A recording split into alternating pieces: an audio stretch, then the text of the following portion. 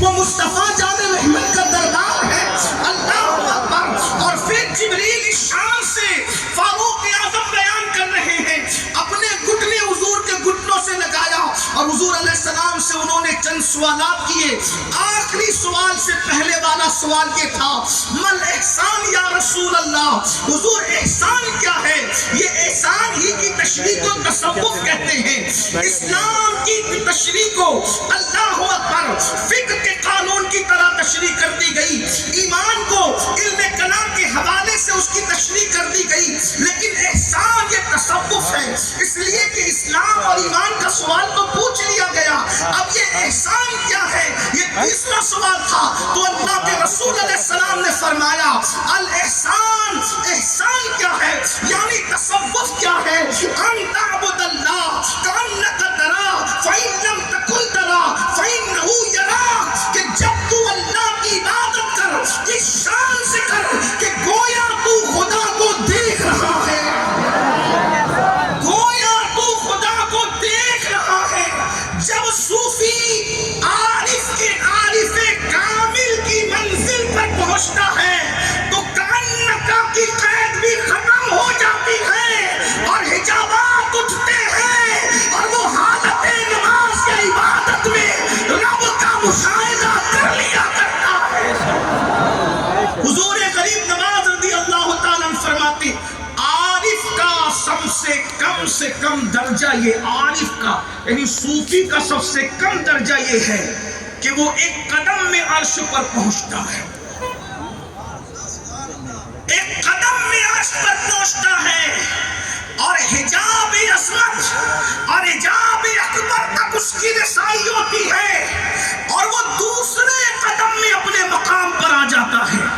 یہ عارف کا فرماتے عارف کا سب سے کم درجہ یہ ہے, اور جب عارف کامل ہو جاتا ہے, جب کم درجہ یہ ہے کہ ایک قدم میں عرش پر پہنچتا ہے, یہ کم درجہ ہے.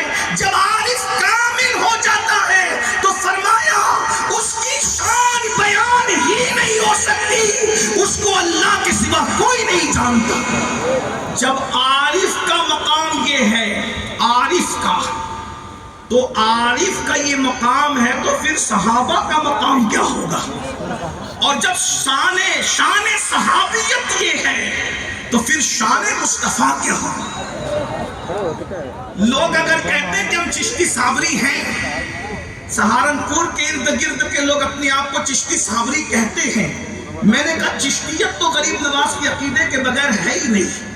تو جب غریب نواز ایک قدم میں عارف کو عرش تک مان رہے ہیں تو پھر تم کو معراج مصطفیٰ سے اختلاف کیا ہے؟ جب ان کی نالین بردار کا مقام یہ ہے تو پھر حضور علیہ الصلوۃ والتسلیم کی شان کیا ہوگی؟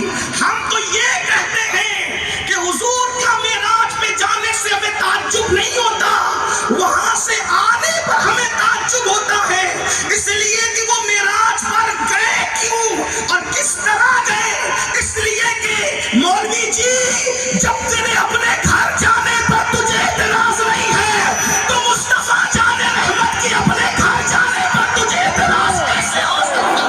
سبحان اللہ, سبحان یا رسول اللہ, زندہ باد, زندہ باد, اللہ اکبر. اب معراج کا مہینہ شروع ہو گیا ہے, جیسے ہی معراج کی باتیں ہوگی تو پھر باتیں ہونے لگی کیسے گئے کیسے گئے. میں نے کہا جب تیرے گھر جانے پر تجھے اعتراض نہیں, حضور تو اپنے گھر گئے ہیں نا, گھر گئے ہیں, میرے امام کہتے ہیں اور بڑے مزے میں کہتے ہیں وہی لا مکان کے مکی ہوئے, سر عرش تخت نشین ہوئے, یہ نبی ہے جن کے یہ مقام, خدا ہے جس کا مقام ہے. ہمیں تو اب تک یہ سمجھ نہیں آ رہی کہ وہ آئے کیسے, کیا ان کا بھی گھر ہے؟ میں نے کہا کیوں نہیں, کیونکہ اللہ خود فرماتا ہے. کتنی آیتیں پڑھی جا سکتے, سنیے.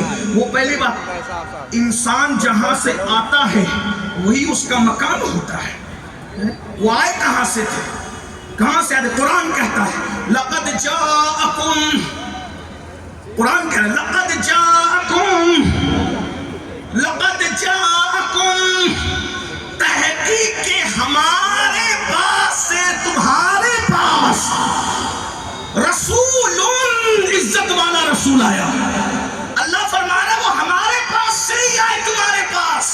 دوسرے مقام پر قرآن ارشاد فرماتا ہے هو الذی ارسل رسولہ، اللہ اکبر، وہ اللہ ہے جس نے اپنے پاس سے تمہارے پاس رسول کو بھیجا.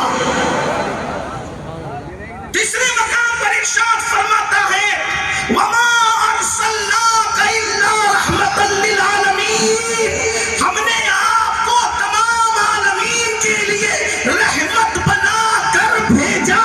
ہر جگہ بھیجا بھیجا بھیجا. یہ بھیجے کا مطلب کیا ہے؟ ارے بھیجا اس کو جاتا ہے جو پہلے کہیں موجود رہتا ہے. اللہ فرماتا ہے ہم نے بھیجا.